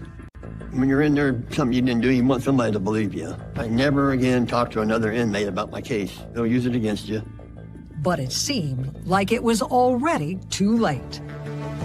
You feel like jumping up and screaming, but your lawyer told you to sit there and be calm. Charles was sitting on death row, awaiting an execution date, when someone finally began taking his story seriously. Lawyers from the Innocence Project believed that prosecutors had overstated critical evidence to the jury, in particular, that there was no scientific proof that Charles' hair was a match to the ones found on Darylyn. Some of the evidence that was used against Charles was what we call junk science. An FBI expert examined hairs on the victim and said it could not be excluded. In other words, the FBI analysis only proved that the hairs found on Darylyn were similar to the samples taken from Charles. Now, is that beyond a reasonable doubt? I don't think so. Charles' lawyers believed that his conviction was a miscarriage of justice from start to finish. To me, it seemed like a rush to judgment. While Fain's attorneys desperately tried to build their case for a new trial, time was a deadly enemy. He was on death row. He went through a very tough time. As the years turned into a decade, Charles slowly came to peace with his fate. I can't really explain how it developed. It just happened after a period of time. I just accepted the situation. I just adjusted to it. Charles said that adjustment was made possible by a higher power than the law. I started reading my Bible every day, and that's what got me through. So I decided I'm not going to get angry. I'm going to turn it positive. And that's what I did. Even 4 days before an impending death sentence, Charles displayed the courage of a righteous man. I always felt like I'm never going to get executed. Something just kept telling me you're not going to die. That feeling grew stronger each time an execution was stayed. And there was something else that fueled Charles' faith. During his 18 years on death row, forensic science continued to improve, and his team hoped it might provide them with the evidence they needed to overturn his conviction. It was the defense's request that those hairs be sent to Bodie Technologies to have mitochondrial DNA testing done. Through a process of extracting mitochondrial DNA from those hairs and comparing that to Charles Fain's blood, it was determined that Charles Fain was not the contributor of those hairs.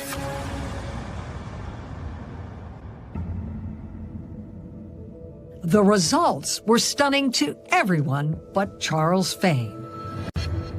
The DNA had exonerated him. His prayers had been answered. As far as I'm concerned, that's God's fingerprint. In August of 2001, a judge overturned Charles Fain's conviction. I knew it was going to happen. I always knew it. Perhaps the most incredible aspect of Charles Fain's story is his lack of bitterness over the years that were stolen from him. How do you explain it to people? My Lord Jesus Christ. He's a good man. He was ridiculously wronged. He's a hero, a rare hero. But not everyone saw it that way. Charles Fain's release was a crushing blow for Darylyn's loved ones. What was your reaction to his being set free? It was hard at first because we didn't understand all the forensic evidence, but he was absolutely eliminated as a person that done the kidnapping and killed our daughter. At first, I wasn't happy, you know. I really believed it was him. I had said that I believed in the death penalty, and I did. I thought that's how it should end. The Johnsons weren't the only ones who were frustrated. A new team of detectives had to start the case over from scratch. Would their new investigation finally bring Darylyn's killer to justice? Following the release of wrongly convicted Charles Fain, many believed that justice for Darylyn Johnson was a long shot. Close to 20 years had passed with the wrong man behind bars. After Charles Fain was exonerated, did you begin to believe that no one would ever face justice for your sister's murder? Yes, I was horrified. It was hard to believe that it wasn't him. But over time, the Johnsons' feelings changed. They slowly began to understand that Charles Fain was the crime's second victim, a realization that led Deanna to send Charles a life-altering letter. What did she write to you? Mr. Payne, I just wanted to tell you how sorry we are for the time taken from you. This has made me rethink my belief in the death penalty, as well as my own shortcomings in judgment and compassion. May the rest of your life be filled with joy and goodness. Sincerely, Deanna and Dennis Johnson. How did that letter make you feel? It's hard not. It's just amazing. That's all. It's just amazing. I love those people now, so I'm glad I forgave them and forgave everybody else.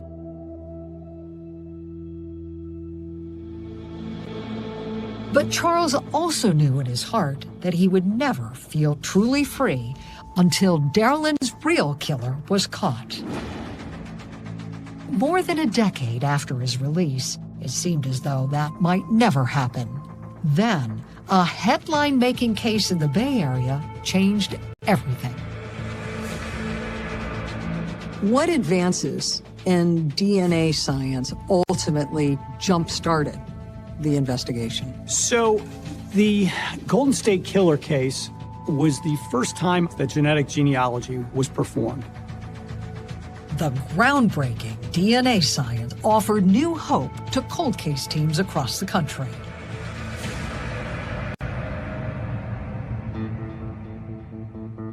The investigators on Darylyn Johnson's murder contacted those experts to see if their hair evidence could be used for genealogy. Donia Ballard reached out to find out, could this be done? She was told that there was a scientist, Dr. Ed Green, who is a world-renowned expert.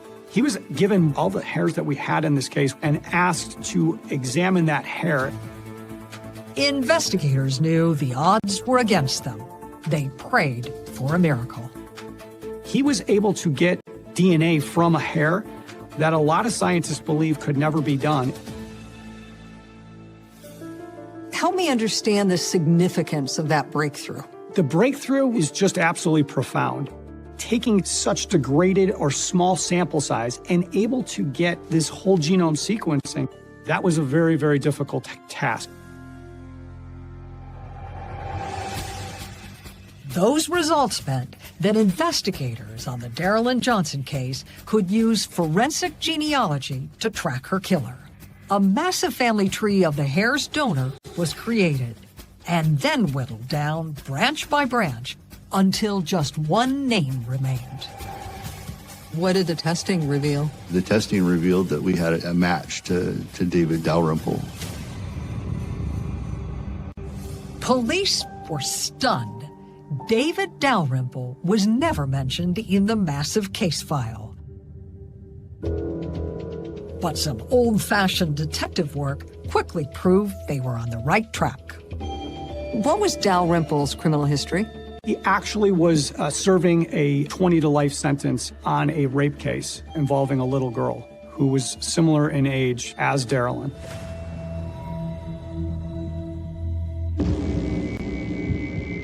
The attack took place 22 years after Darylyn's murder. How was Dalrymple overlooked during the original investigation? Dalrymple was living a life where he was hidden in plain sight.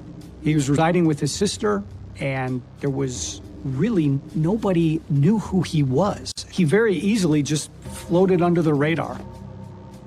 How close did Dalrymple live to Darylyn's family? He lived just 2 blocks to the northwest from their house.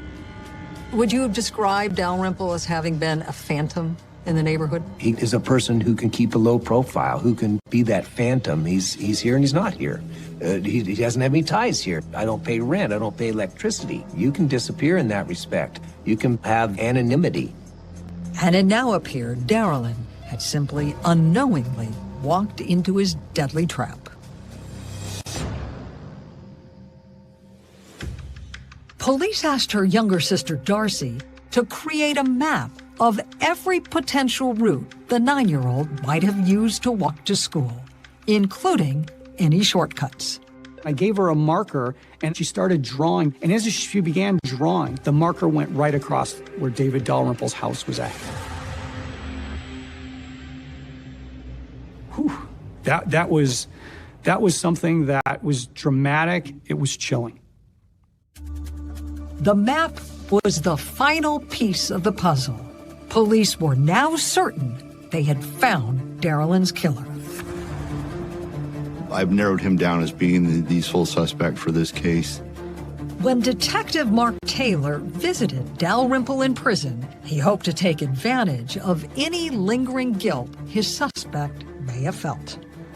I had planned an interview with him for the date of Darylyn's abduction and homicide.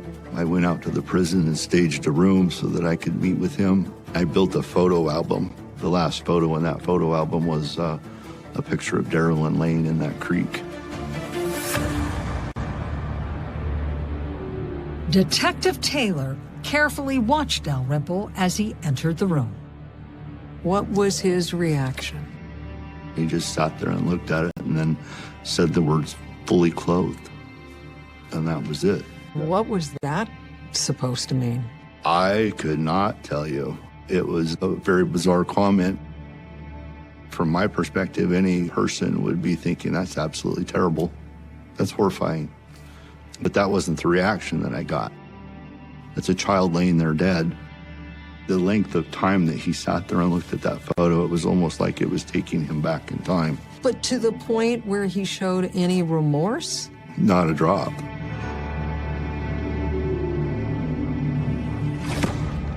After it was clear that Dalrymple had no conscience, Detective Taylor switched gears and confronted him with the facts. At that point, I asked him why there would be any reason that his hairs would be in Darylyn's underwear. And of course, he called me crazy, but I knew based upon the reactions in the interview that I had the right person. Dalrymple's denial only strengthened the case against him. There was now only one explanation for his DNA being found at the crime scene. Based on everything you know about the case, what do you think happened to Darylyn that morning? I believe that David abducted her with the intentions to sexually assault her. Because of the close proximity of where he lived, he could be identified if she lived, and I think that he had to eliminate her. How would you characterize David Dalrymple? He's a monster. He's a predator. He's probably been a predator his entire life.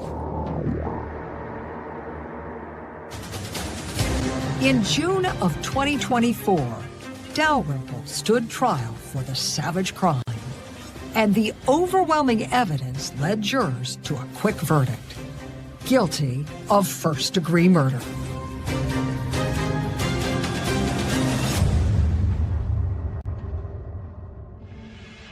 Charles Fain spoke to the court at sentencing. His statement was full of grace. I said I forgave him. And I said to the Johnson family, they needed to find a way to forgive. Not for his benefit, but for their own. So I hope they find a way to do it. But perhaps that might be easier knowing that Dalrymple will die in prison. The judge sentenced him to 2 consecutive life terms.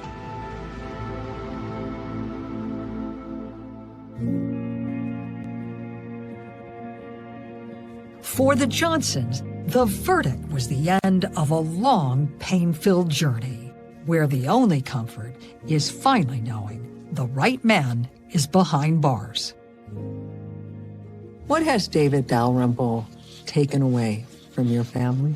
We went from a family that talked and laughed, had fun, to a family that was pretty much just polar opposite.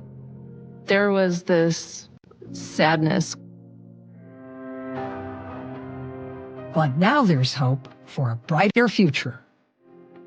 I think about her every single day. I try to imagine what she would be like today, and I wonder if we would be a couple of old grandmas taking all the kids to the movies. We've talked many times about the kind of kid she was. She was a really easy kid to raise. I was really thankful for her. It's always in the forefront of our mind. She may have only lived 9.5 years, but she's still with us. Charles Fain and his attorney were ultimately able to secure a small measure of compensation for his wrongful conviction. He received a settlement of $1.4 million for the 18 years he spent on death row. I'm Paula Zahn. Please join us again next time when we're back on the case.